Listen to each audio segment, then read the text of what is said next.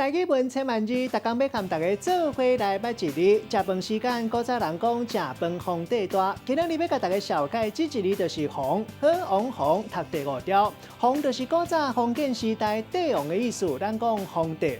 有一句话讲天讲皇帝，这意思就是讲足够编故事。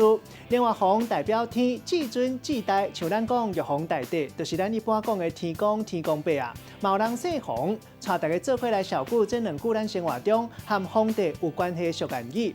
头一句读做食饭皇帝大，字面的意思是讲食饭这件代志比皇帝搁较大，意思就是讲食饭上介重要，袂当互人搅吵。第二句读做乞食身皇帝喙，这意思是讲一个人讲话和伊的身份无合，意思就是讲一个人爱碰风，碰风水鸡太无肉。咱用一句话来举例，甲这两个例夹做伙。譬如讲，看网络广告咧卖料理，讲到食饭皇帝大，强调食饭是真重要的代志。也毋过主持人说讲料理可比是仙桃珍宝，只那变做是乞食身皇帝喙，碰风一个伤过头去。今日小解这一日读做皇，提供予观众朋友来参考。